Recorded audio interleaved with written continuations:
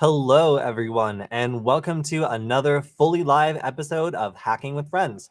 My name is Kody Kinzie. I am a security researcher at Varonis, and today I am going to be answering your questions about cybersecurity, hacking, and maybe even a tiny bit of cryptozoology, because we are going to talk a little bit about my previous host, Michael, and his exploits. So if you've been wondering what he's been up to in cryptozoology land, then we're going to go over that a little bit today. So yes, good to see everybody in the chat. Nice to see James. I think I ran into a couple of people also at the RSA conference. So we'll talk about the RSA conference a little bit, and also, just get to some of your questions as we go there. So you probably noticed that we actually did go live at the RSA conference. I didn't schedule it because I didn't really remember this, but it is first come, first serve. So if you show up to one of those little filming squares that they allow you to shoot at the RSA conference, and somebody in front of you decides that they want to take a selfie for like 20 minutes, the stream isn't happening. It's first come, first serve.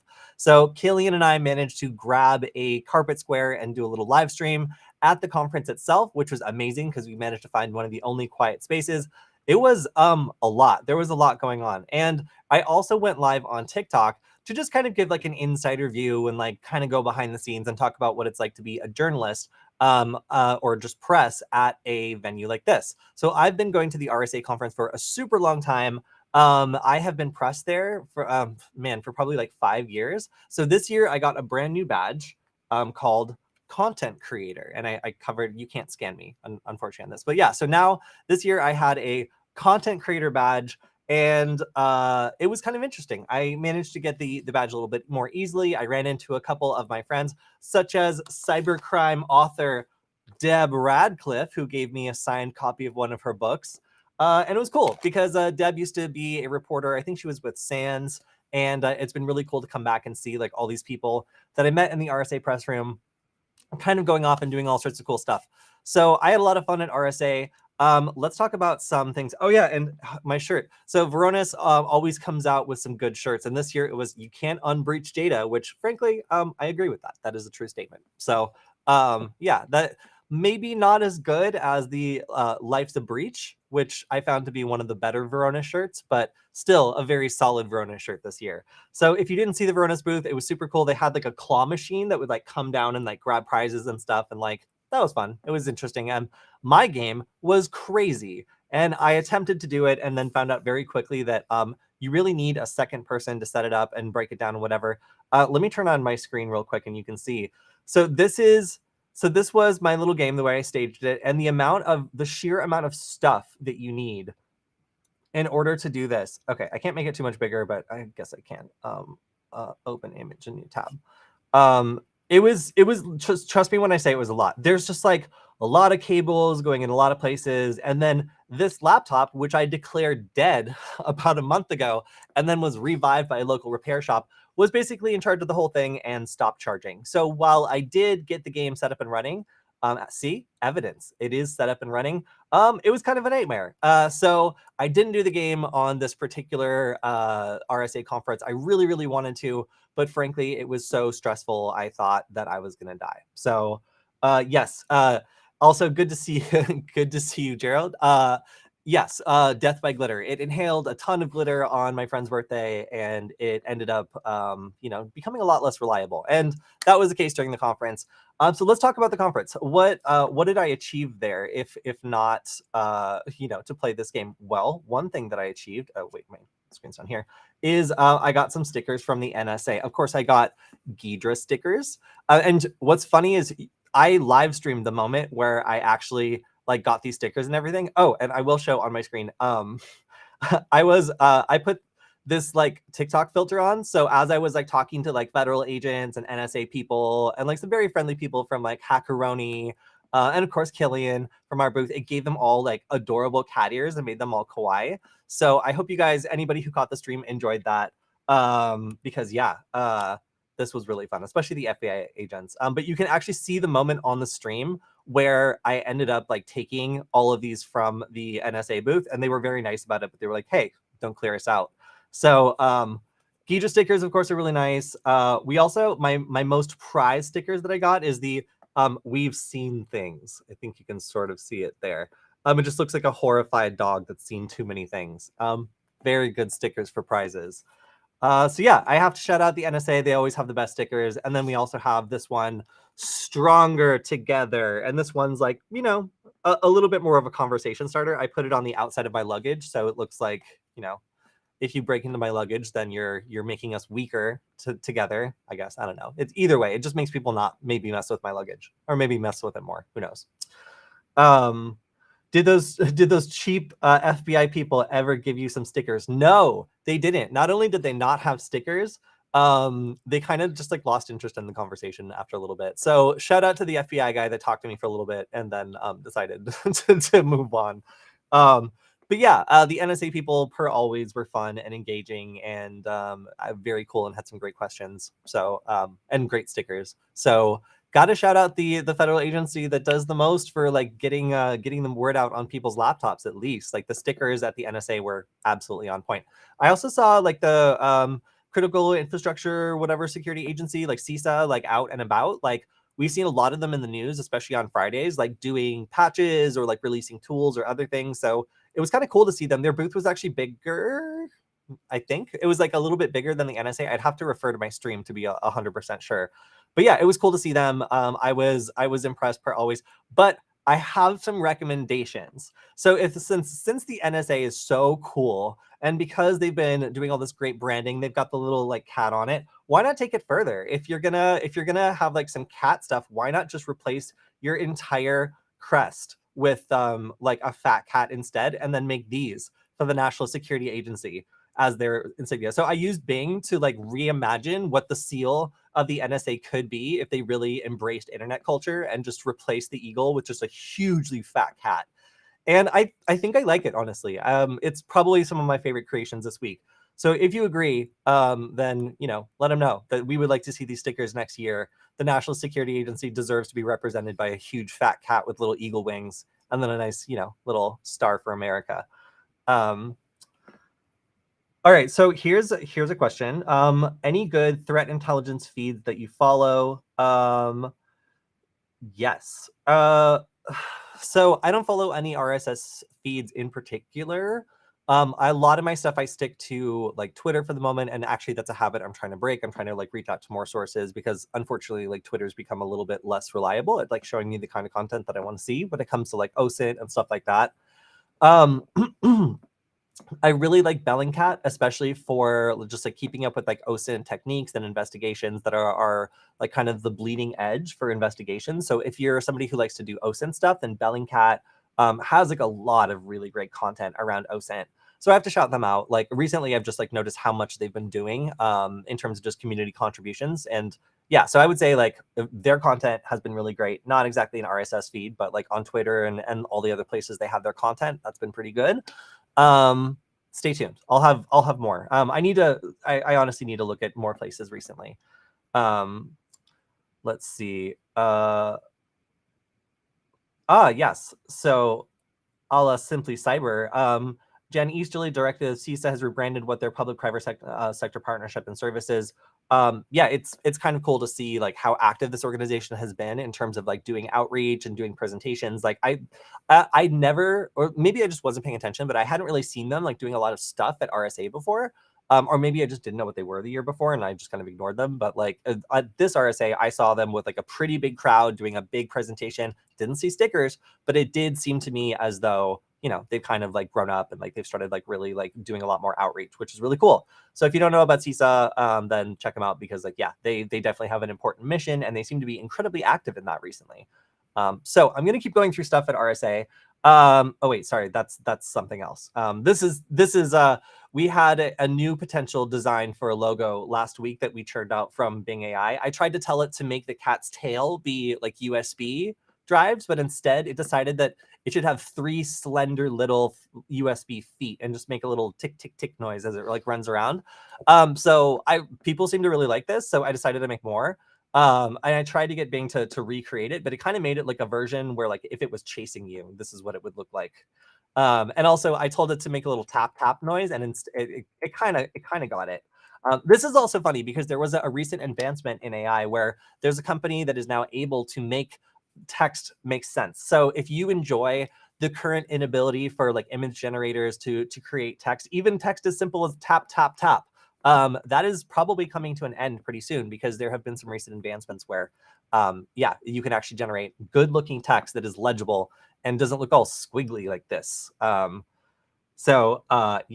let's let's move on from that. All right, so if you didn't catch it originally, my TikTok stream, which is very informal and full of opinions, is here. I uploaded it just so everybody could get a chance to see me, making everyone cute and also talking to the NSA. I thought it was very funny, and if anybody else did too, that's great. But at the very least, you can check out the Verona's booth. Hey, let's do that. So going through. Oh wait, this is the moment that I got the stuff from the NSA booth. See, this is where all the stickers came from. This is their very booth. So that's a real NSA cup with real NSA water in it as well. So as you saw, I got all the good stickers, all the lame ones I left there. But big shout out to the NSA for helping out. That was great, and I appreciate that. Other stuff, other highlights. Of course, the Verona's booth. Like, I was fascinated by this big screen. Check this out. It's actually like little tiny soldered on individual LEDs, but when taken together, it makes this huge screen. And of course, Killian was looking cute as always. And we'll probably see him again on Friday as he returns and kind of, recovers from the big conference. But it was cool. I enjoyed the claw machine. Do I have the claw machine? The claw machine was awesome. Sometimes people would come by when it was off and they just kind of like kick it. And that seemed to satisfy people as well. Just get some of that like technology anger out.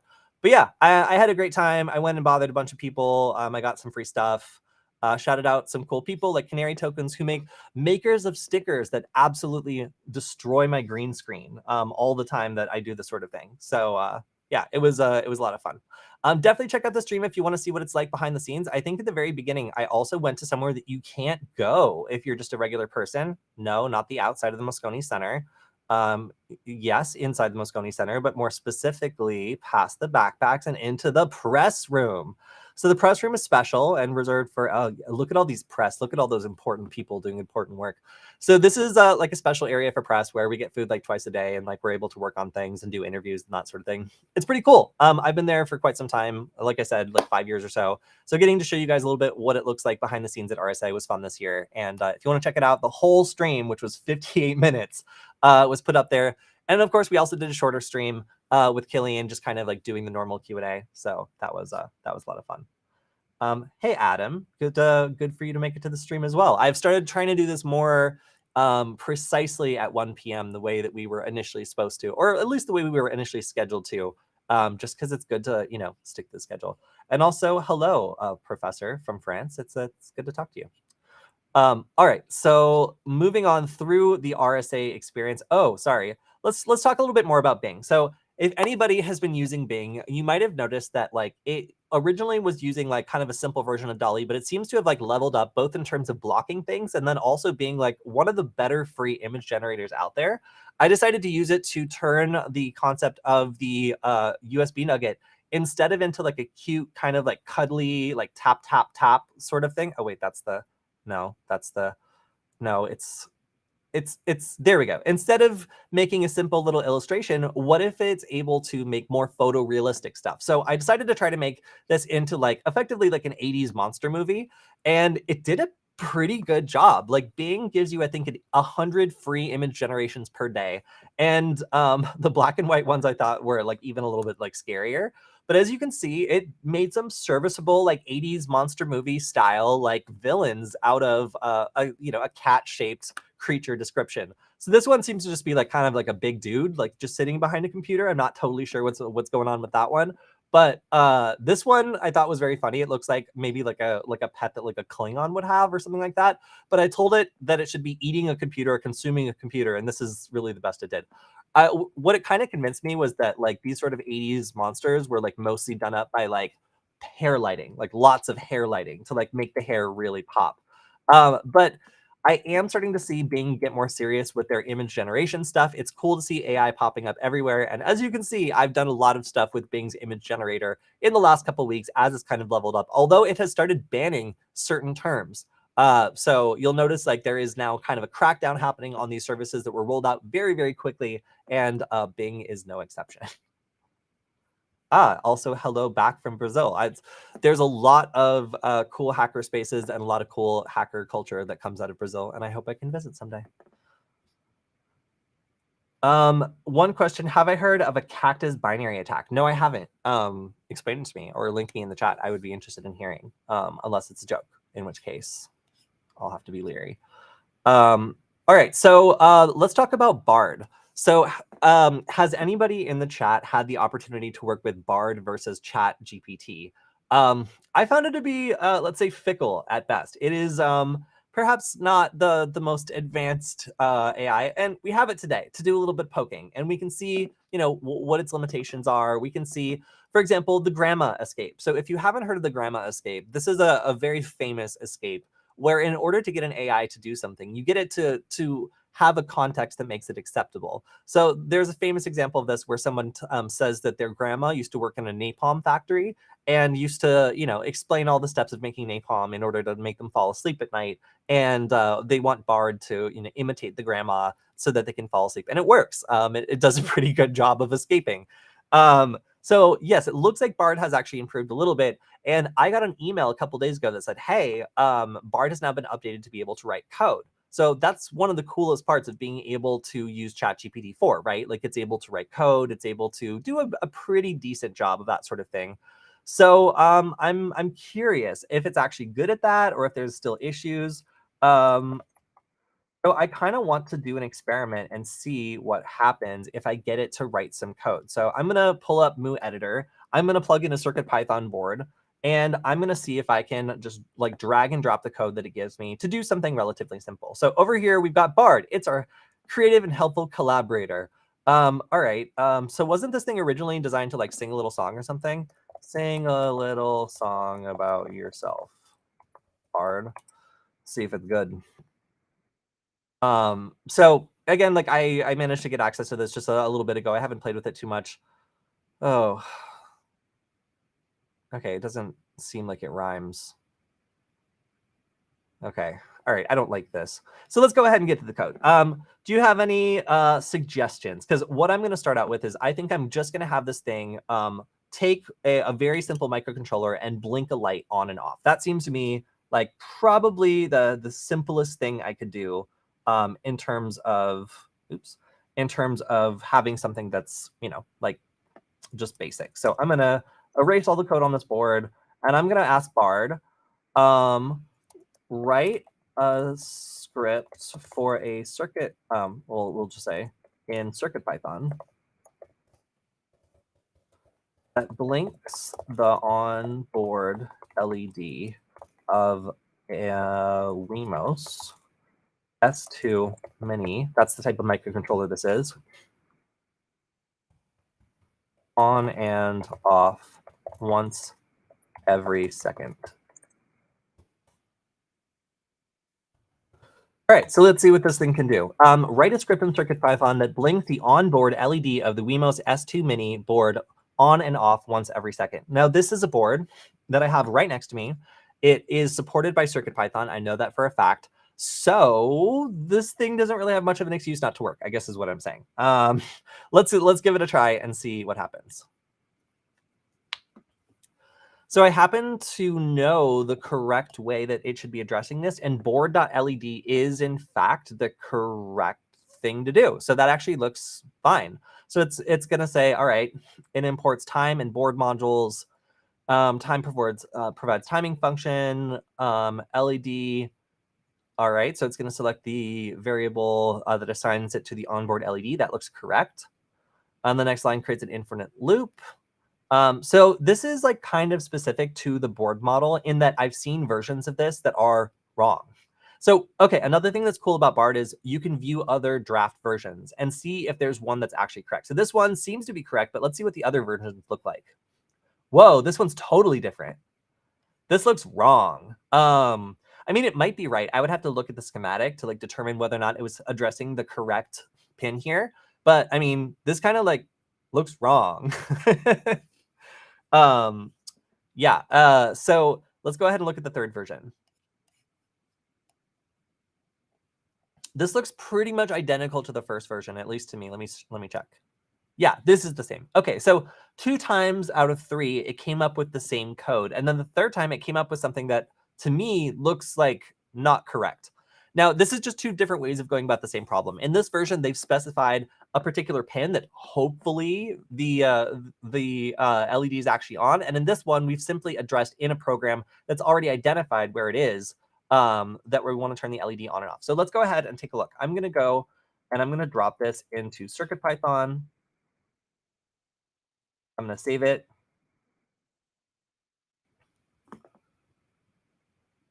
And then I'm going to look at the serial terminal. And so far, I've got a light, but it's not really blinking. It's kind of blinking. It's kind of blinking randomly. Okay, let's make it add output. This is good, but add serial output for when the light goes on or off. I don't know if it's working or not working. It kind of seems like it's not working. But let's take a look. All right. It says Python. I hope it knows that this is CircuitPython. So at least it didn't error out. One problem that ChatGPT-4 has pretty often is it will actually, it will actually like invent libraries that don't exist. In this case, the serial library doesn't exist. No module called serial. So that's interesting. Let's take a look at other drafts and see if. All right. This still imports serial. So it looks like all of the versions here are incorrect. So, all right. So that doesn't say many good things about Bard, but let's see if it can recover. So I'm going to just go ahead and paste. There is an error. Oh, it didn't paste it. Okay. Let me try copying again. I'll have to manually enter it. No module named serial. Oh. Gross, it wants me.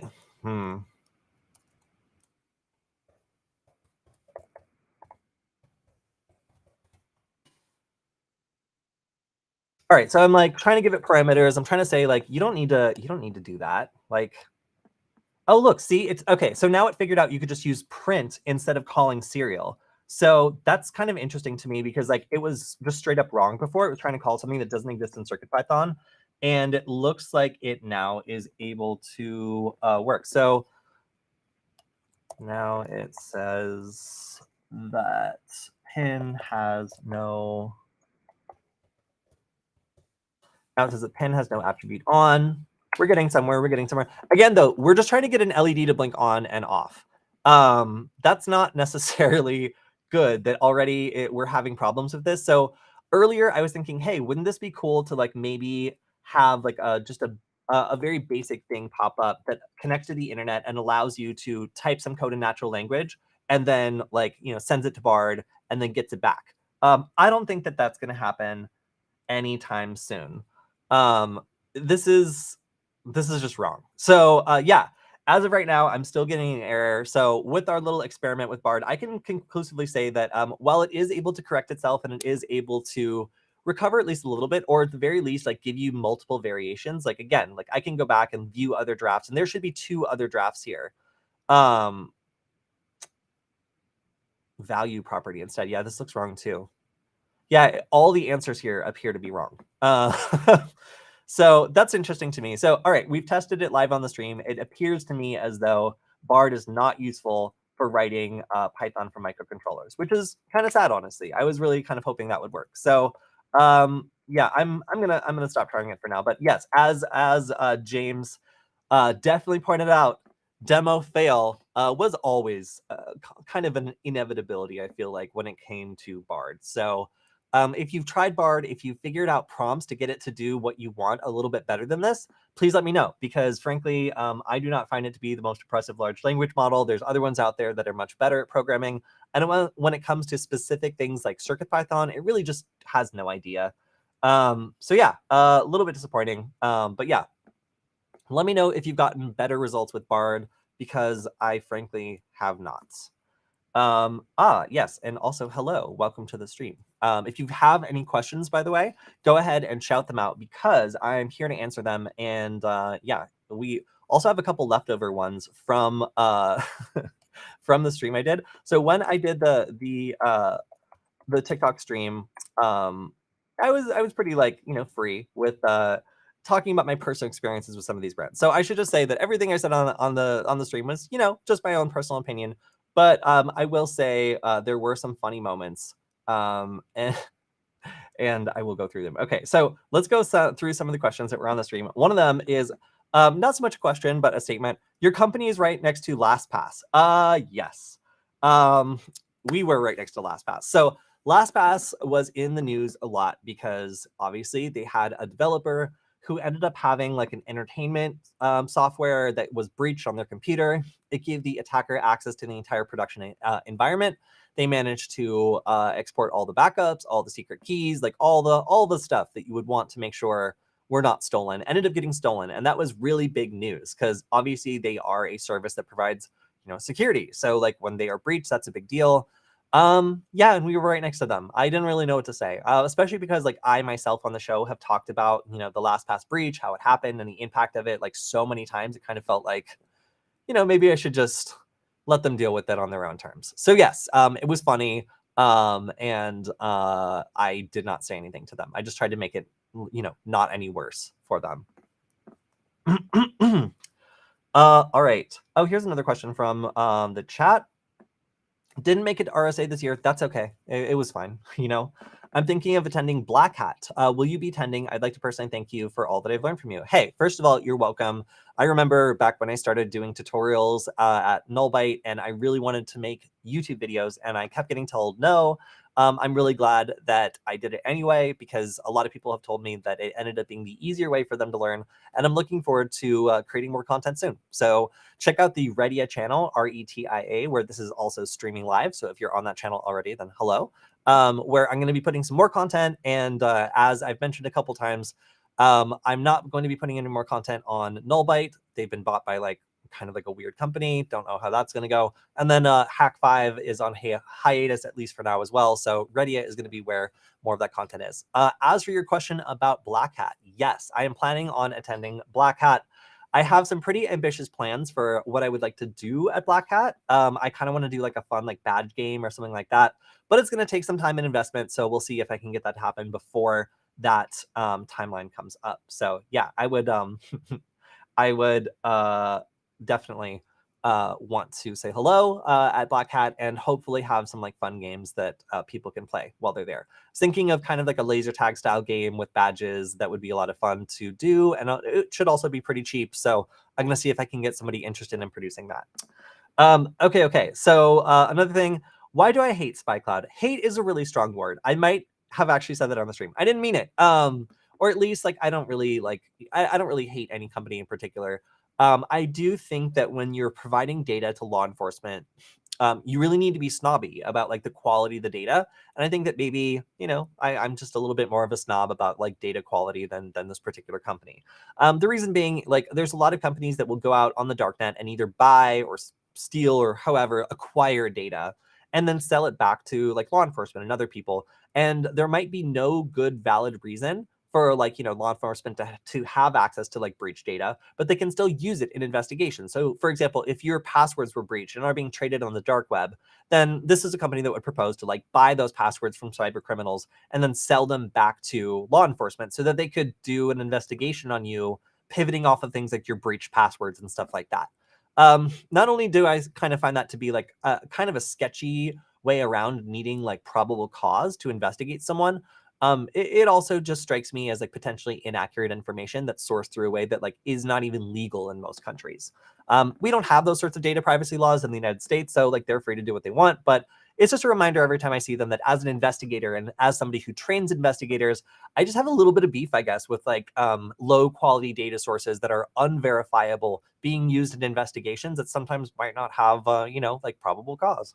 So that again, just my personal opinion. I've attended a couple webinars from this company, and I just think that like like you should be really careful when providing data in an investigation because it affects real people's lives. And that's the extent of it. So no, I don't hate them. I just like don't like data that comes from unverifiable sources. And I think that's a pretty uncontroversial opinion. Yes. So definitely check out the Black Hat conference if you want to see me at a conference. I'm typically wearing an incredibly bright colored mask. It's actually great for me being able to tell whether or not I've been on the news because I can like just check to see if there's a super bright orange or like pink mask. Recently, I've settled on like pink masks because like if I'm gonna wear a mask, like it might as be one that like upsets people too. I don't know why, but the pink mask in particular, like I just like it. It's a good look on me. So if you see someone with a pink mask at a conference, it's probably me. At least if it's Black Hat or if it is DEF CON, because I should be going to both those conferences and I'm looking forward to them very much. So those were the comments from from this. The other one was just yes, heal yes. And I had to go to this time code to figure out what was going on. What do you guys think it is, huh? Is it their favorite vendor booth? Is it Veronis, perhaps? No, of course not. It is the Fox. So every time I go to this conference, I see the Fox. The Fox is a hugger. The Fox gets a little bit sweaty sometimes, and that's okay. It's just hot down there. So I didn't go in for a hug with the Fox this year. Call me a coward. It was just so hot, that's my excuse. It was just very, very hot. But it's good to see, all types of people represented at these conferences. And seeing, the fursuit down there in the hot, sweaty mix of people, I was just like, you go. That's great. Like good for you. I also got to walk around a little bit with the cat badge that Angelina Tisobi made. So let me show it here. This is the color tuner badge that we designed. And the idea is that you can kind of turn the knobs on it and end up making the badge kind of whatever color you want for the eyes. I've had the batteries in this for about a week now. And at this point, there's like a breakover point between green and red where you can see like the different voltages that like each LED take, like cause it to like shift over rather abruptly. But it does let me know that the badge has about a week long of battery life and that lots of people loved it. A lot of people asked about it and enjoyed the design. So that's kind of why I'm motivated to try some of these like hardware-based design for future like conference games. Like as much as I love doing my super complicated conference game, I didn't. It was a nightmare. It was really complicated. So making some of these conference games that could just be done by badges or something like that kind of seems like a lot of fun, and I'm going to be pushing for it in the future. All right. Do I have a page for each video that has the links that I talk about in each video? Not yet, but I should, right? So, and I'm thinking about one of the easiest ways of doing that could just be Discord and like shouting out the links there when I do it. We've been talking about Discord for a while, and guess what? I created a Discord server, but you can't join it yet because we're still prototyping exactly the way we want it. But I have listened. The Discord server is created. I'm looking at it right now.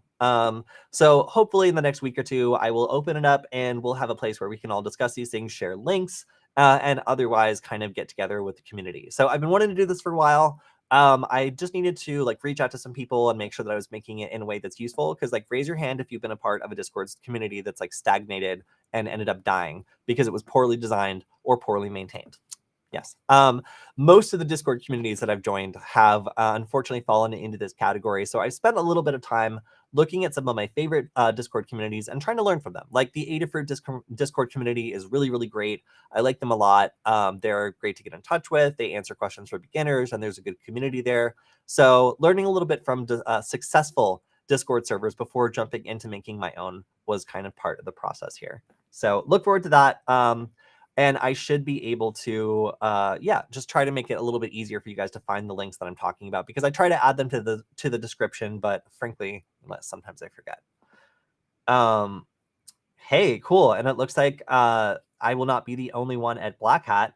Pop-up live stream sounds fun. So I've been learning more and more about doing these pop-up live streams, and frankly, my gear was not quite up to snuff. So originally I had like a tripod and like a Blackmagic cinema camera and all this other stuff. And usually we would use that for like shooting interviews and stuff like that. It is not actually good for doing the kind of live streaming that I was trying to do, where like we literally have like 2 tables and like I'm traveling by myself. So our good friend Blair over at Veronis kind of like hooked me up with a prototype system that I think I'm going to get for future live streams. That's like a Sony camera that's super small. It's like this weird like tensioning arm that clamps onto tables, a good little sound system. And like overall, like I was really impressed and happy with the way we were able to put together the little like, ad hoc live stream that we did at RSA. So definitely look forward to doing some more of those, especially with other content creators that I happen to see there, because aside from the fact that like getting the carpet spaces was like very difficult because people wanted to take selfies on them, it was a pretty smooth experience and I enjoyed it. And getting to like kind of take people over to the side of the conference and just talk to them for a couple minutes, like it's fun because I'm having those conversations constantly with like interesting people, and I want to definitely share them as much as possible with everyone else.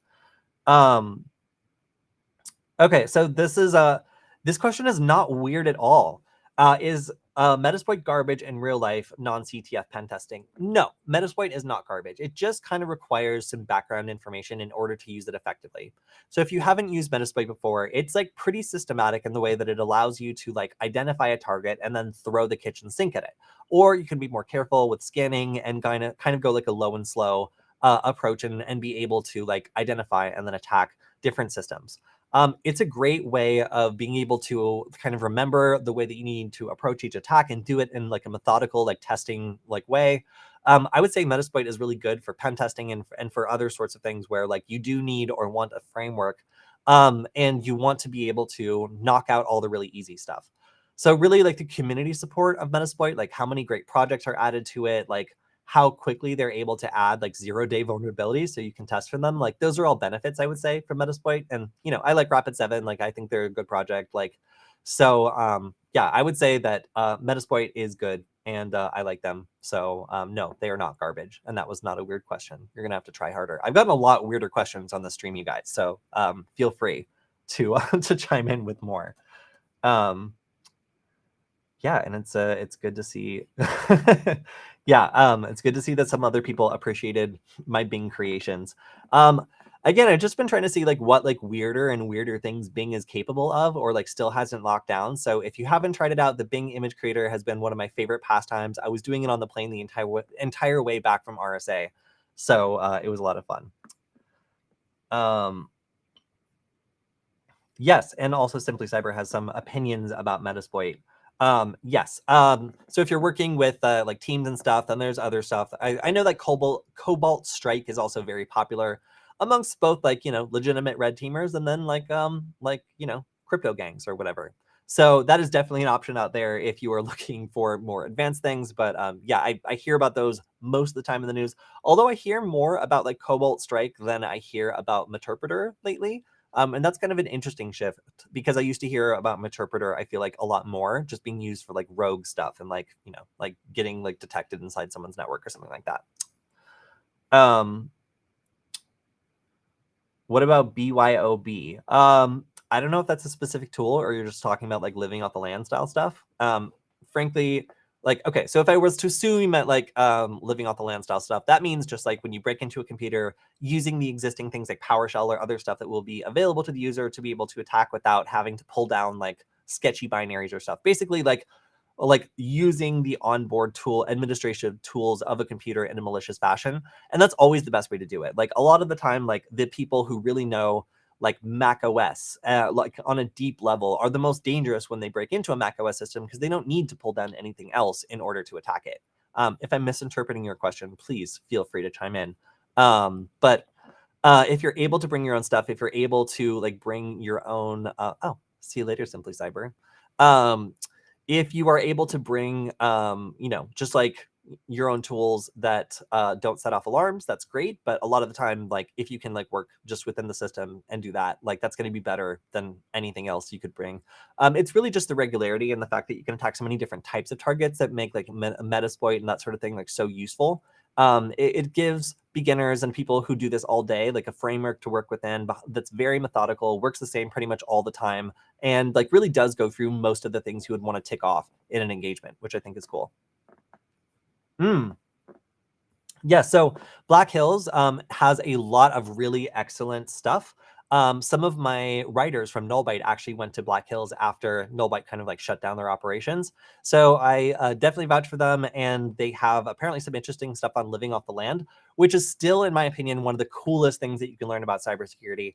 Learning about living off the land when it comes to Linux, macOS, and Windows will get you like pretty far when it comes to knowing how to automate things, knowing how to create backdoors, and doing all sorts of like sketchy things that typically, you might need to download some like malware for.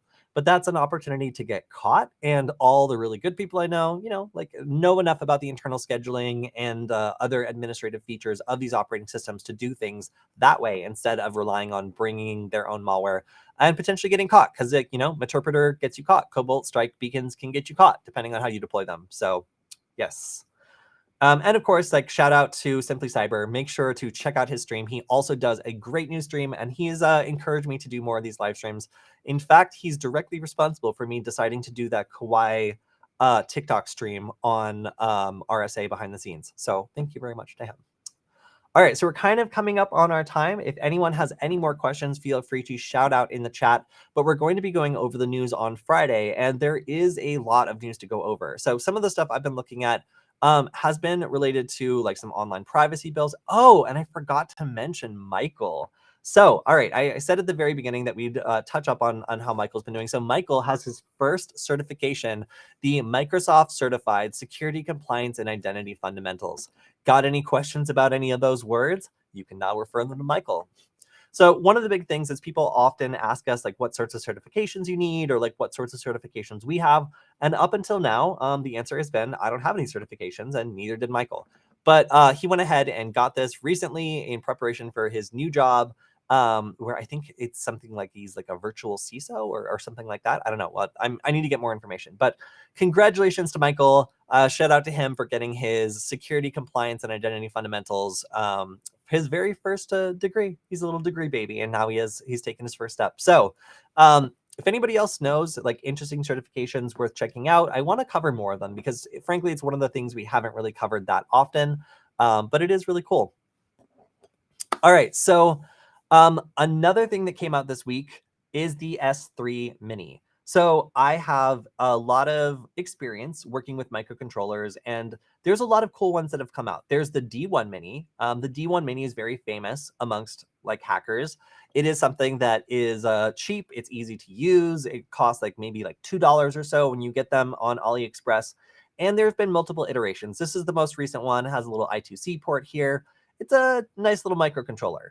Now, it's based on the ESP8266, and that's fine. But there are some limitations here. Like it doesn't do native USB. Like there's other things it doesn't quite do. It doesn't have Bluetooth, like whatever. Like it's still fine for what it is, but there have been upgrades. So one of the upgrades is the S2 Mini. Now the S2 Mini is based on the ESP32S2, and it has native USB, it has Wi-Fi, it has a ton of stuff that's really, really interesting for people who are interested in hacking. So it can kind of act like, I don't know, like a Wi-Fi connected USB rubber ducky or something like that, and pretend to be a keyboard or a mouse. And really, that's pretty powerful. That's pretty cool. But it doesn't have Bluetooth. So if you're looking for all the features that I'm looking for in a microcontroller, you're looking for native USB, so it can pop up as a USB drive and emulate a keyboard and all that good stuff. You want Wi-Fi, so it can do Wi-Fi scanning and stuff like that. And then like Bluetooth isn't that bad either, because it means you can make like mobile applications that connect over Bluetooth, so you can use a phone easily to control it remotely. Now that sounds really cool. So is there something that has Bluetooth as well? Well, as of yesterday, at least as far as I saw, yes, there is. So the S3 Mini uses the ESP32S3. The previous one was the ESP32S2. And this one has it all. Native USB, Bluetooth, Wi-Fi, everything. So as a hacker, I am extremely interested in this board. As you can see, all the GPIO looks really cool, and it is compatible with the same footprint as the D1 Mini. So what does that mean? Well, for me, it means that my nugget creation is compatible. So I can just slap one of these on the current design and it should work just the same. The only difference being it should now have the ability to do Bluetooth as well. And that is truly cool. So we can see there's 4 megabytes of flash, 2 megabytes of PS RAM, 27 IO pins, 1 RGB LED. That's kind of cool. I think this one just has like a blue one that goes on and off. And then really cool things like UART, USB, OTG, SPI, I2C. So for hardware people, that's really cool. And currently it's compatible with MicroPython, Arduino, and Espressif IDF, but I suspect it will be supported by CircuitPython very soon as well. So a lot of boards on Adafruit are now featuring the ESP32S3. I've got a couple of them and I've been testing them and they're pretty easy to work with. I like them so far.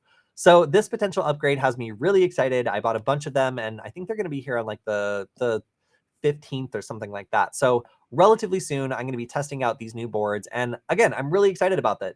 Imagine being able to have something that does Wi-Fi and USB, but also can be controlled over Bluetooth. So you can make an application that's native and runs really well. And yeah, it all sounds really, really cool and really fun. So if you're a microcontroller nerd, you can find these now. I think that they cost like $5 each. So a little bit pricey considering I can get these S2 minis for like $3 or something in that range. And then these D1 minis cost like maybe $2. So an interesting upgrade. And if anybody's keeping the score, there's also this C3 mini. So I don't care about this board. It's supposed to be like a direct upgrade from the D1 Mini, but it can't do any of the bad stuff that the D1 Mini does. It has Bluetooth, but it doesn't have native USB. So it can't pretend to be a keyboard. It can't pretend to be a mouse. It can't pop up as like native USB and drag and drop files. And that means, in my opinion, it kind of sucks a little bit. It does have a RISC-V single core CPU. So if you're into RISC-V stuff, it's pretty cool. I have to admit that. And it is compatible with MicroPython, Arduino, CircuitPython, and Espressif IDF. I guess that CircuitPython a lot like connects over Bluetooth and lets you flash it that way, which honestly is kind of cool. I just haven't played with it very much. So in total, there's actually 4 different types of microcontrollers that can be flashed on to the Nugget board, which is really awesome. And like, I'm excited about it. I haven't really found a use case for this one, but this brand new S3 Mini is really exciting to me. Because it's compatible with so many of these different shields. And you can see that there are these shields that are all along the same pinout. So if I want to do this little tricolor e-paper, if I want to try out all sorts of stuff, there's things I can put on top of it. Barometric pressure, ambient light sensors, passive infrared, so it can detect when things are moving. So if I wanted to take one of these shields and just pop it on top of the S3 Mini, the S2 Mini, it just works. So for prototyping, all that kind of stuff, like I just find this to be so cool that you're able to pop these things on top of an existing microcontroller and make them more useful. So for creating like a microcontroller sandwich that has like Bluetooth, Wi-Fi, and then does something like, infrared control or motor control or relay control. That's as easy as just kind of plugging these like Lego pieces into each other. And I'm really excited about it. So look forward to more content around maybe doing Bluetooth with microcontrollers, because that's a new feature that's coming down the pipeline that I'm frankly stoked about. All right, Flipper question. So I've been doing some Flipper stuff. The question is, have you captured Wi-Fi handshakes on the Flipper with the dev board or the ESP32? No, I haven't yet. And I haven't really seen any guides on doing it. I'm actively looking for this because I do have the ESP32S2 dev board for the Flipper. And I was really hoping it would be able to do some like cool Wi-Fi stuff. And it isn't at the time. At the moment, it is a debugging board or like something where you can like, I don't know, like figure out problems via it. It doesn't seem to be targeted towards adding new features to the Flipper that focus on Wi-Fi. So I was under a little bit of a misconception when I ordered it, and I'm still trying to figure out if it will be added later. So if you've seen something about like capturing handshakes with that add-on board, I would love to see it, because I currently haven't been able to, and I didn't know that anything else had been made for that add-on board. So if you hadn't seen, originally the Flipper was shipping potentially, if you wanted, with an add-on board that allowed you to do like Wi-Fi debugging. Unfortunately, I don't care about Wi-Fi debugging, so it's not that interesting to me. Okay. So do you, yeah, so James mentioned we could potentially do a do-it-yourself Wi-Fi cactus using these little microcontrollers. Yeah, and the fact that they can do Bluetooth also means that you could potentially like link them together with Bluetooth or address them via Bluetooth. So, yeah, a lot of really interesting applications for these new little board. I'm very interested in seeing them. Yeah, so one of the things I had heard for Flipper Zero was that there was the Marauder available. So the Marauder is a project that basically links an ESP8266 and an ESP32 together and uses each one of their unique strengths to try to do more cool Wi-Fi hacking things. So the ESP32, which you can see an example of right, oh, well, I guess that's one of them. you can sort of see an example of right there, is a board that has the ability to do things like capture Wi-Fi handshakes and do other like interesting things, but it can't do Wi-Fi attacks. The ESP8266 can do Wi-Fi attacks. So you really need both of them in order to do most of what somebody would want to do with Wi-Fi hacking. The Marauder combines them in a really interesting way. And I believe that, yes, there are some add-ons for the Flipper, which look a little bit crazy, I have to admit, but they do seem to work, that allow you to have the Marauder's functionality on the Flipper and basically run it as an app. I really like this app-based kind of way of adding on to the Flipper. I think it's super cool that people from the community can like make something that does a thing and then add it as an application, and then have like a hardware add-on that supports it. So I don't have the, or at least I haven't seen it in a minute, but I'm actually going to try to like look it up and see if I can find it. Flipper Marauder add-on. But yeah, it would be cool to test it out because I would like to attempt to see if it's as easy as it appears. Yeah, so okay, I'm going to turn this back on. As you can see, this is the project page for the Marauder. There's a Discord server, have a dev board, et cetera, et cetera. All right, so this is the add-on. It seems to plug directly into the Flipper. And then we've got some video about it there. So, okay, it looks like it could possibly work. Can use via command line supplement, UR bridge, PC laptop. So it kind of seems like basically what's happening here is we have like, like a standalone system that has an interface that can plug into the Flipper. So it's not, I mean, it's kind of arguable as to whether or not we are getting the Flipper to do this. It's basically the Wi-Fi Marauder providing a text interface, and then the Flipper just acting as like a way of interacting with that interface. Now the Flipper does have like buttons and a screen, so that is a step up, from the, I guess, this little like bundle of Wi-Fi hacking joy right here that just has leads coming out. So I guess the idea here is like, you plug this in and then like it runs everything and just kind of uses the Flipper as a transparent bridge and like an input output. So that's pretty cool. Like, I think it's useful. Again, like it seems as though the level of integration is more like, this thing runs by itself and just provides information to the Flipper, and you can use the Flipper as like a text input and output. But yeah, still on a technical level, it does appear to support capturing Wi-Fi networks. And when I said it looks a little crazy, this is exactly what I meant. So yeah, very, very cool. Yes, and Talking Sasquatch does appear to be the person who has video on catching handshakes. Sasquatch is a huge local celebrity in my area. You see it virtually everywhere you go. So I will pay attention to any video by Talking Sasquatch, if only because I feel patriotic. Oh yeah, look, there we go.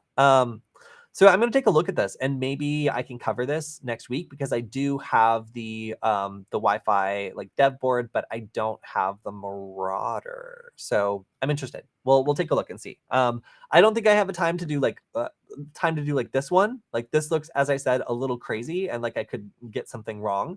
But if there is a way that I can just use the existing development board that was sold with it, I'm super interested. So thank you for bringing that up. All right, here's another question. What is Sigsploit? There are very few videos on it, and which are not too detailed. Heard that it can tap SMS and calls within 100 meters with hacker phone. So I don't have access to a lot of the equipment you would need to pull these sorts of attacks off, which is why I feel like I might not be the best person to ask. I would like to. Somebody else asked about like SIM swapping attacks recently, or not SIM swapping, about making like a fake cell tower and being able to like seize the connections of nearby devices. I don't know a lot about that. I'm very interested in learning. However, it requires sometimes some like specialized equipment, and I do not have that myself. So I will have to look on it. All right. Another question. I think on the ESP3, you can make a hotspot. So I do think it's possible to do a portable handshake grabber. I think ESP32, probably what you mean. So yeah, all right, on a technical level, the difference between the ESP32 and the ESP8266 is that the ESP8266 clips packets as they come in. So it basically can only see the header, and it's not able to like look at other information that you would need to do a handshake. So it's just like out the window.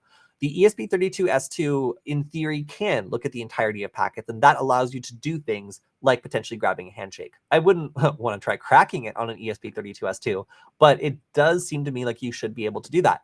Have I gotten good results with this? No, I have not. I have not been able to like grab a Wi-Fi handshake successfully and crack it on the ESP32S2. I tried to do a video on it multiple times on Nullbyte and it just would not work.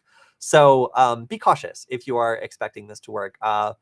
While it does appear as though some people have managed to get it working pretty well, like in the Marauder project, for example, I do find it to be troublesome and does not work all the time.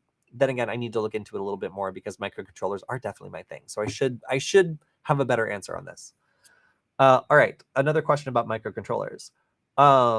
Is it worth it to know microcontrollers and MicroPython in hacking? I bought a Raspberry Pi Pico, so I will try to make some maybe deauthor. So you can't make a deauthor with the Raspberry Pi Pico because it will not allow you to send arbitrary Wi-Fi packets. You can make one with an ESP8266 because it will. So you can make a template and send like whatever kind of packets you want.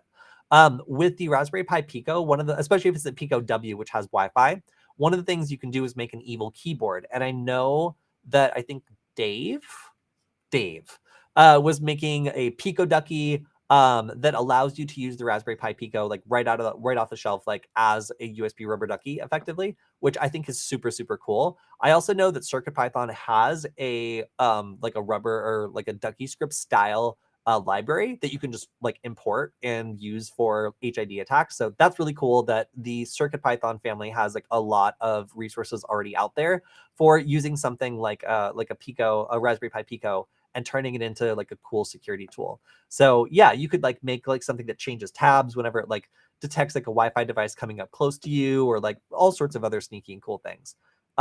Really, really awesome. So Surge is piping up for the need for a 5 gigahertz ESP32 style chip. Yes. So what is the primary limitation of most of these microcontrollers? Well, they're IoT devices that are designed to work on the 2.4 gigahertz Wi-Fi spectrum, which means if you have a target and it switches over to 5 gigahertz, it's gone. You can't contact it anymore. It's outside the frequency that the chip supports. And that is coming to an end. So there is a microcontroller that Espressif is putting out that supports 5 gigahertz. However, it's not really available right now. So as it actually comes to fruition, as you can actually order it, I will buy one and test it out and let you guys know how it works. But yeah, if you were able to get a cheap 5 gigahertz and 2.4 gigahertz microcontroller, I feel like you would be able to get a lot more interesting Wi-Fi reconnaissance. If you were doing like wiggle Wi-Fi stuff, I think that you would be able to get a lot more results. Frankly, I'm really excited about it too. So yes, I agree. This needs to be a thing. And while it is technically available, I have not been able to order one, and it's been several months since I've checked, so I'll probably go back and check again, but it is on the horizon, so that's pretty cool. But no, it's not already selling. It's just in sample status, and like the SDK for it is like a mess and like, you know, typical like Espressif release stuff. But still really cool that finally someone has heard us, and a 5 gigahertz version is out there lurking, ready to eventually be used to do all sorts of fun hacker stuff. All right, so that is 1 minute over our time. I want to thank everybody who was on our stream today. In particular, of course, James, it's good to see you as always. And we missed Sam today, but we have a lot of regulars on the stream who hopefully I can invite onto our new Discord server, which I said is currently in testing, but based on your guys' feedback, I wanted to make sure and make some more community stuff around all the content I share, because there's a lot of stuff I talk about and I don't always get to share the links right away. And it seems like maybe that might be the best way to do it. So if you have any other questions that didn't get answered, make sure to leave them on the YouTube channel and I will answer them next week. Also, we're going to be covering a bunch of cybersecurity news on Friday, with my co-host Killian, as we are both back from the RSA conference. So stay tuned. There's a lot of stuff out there, a lot of like weird laws that are trying to be passed that could potentially put private conversations at risk. A lot of like kind of like cryptography focused things, not cryptozoology, cryptography focused things. And then also some new standards around Bluetooth tracking that are coming out that might potentially make it more difficult for people to stalk you over Bluetooth.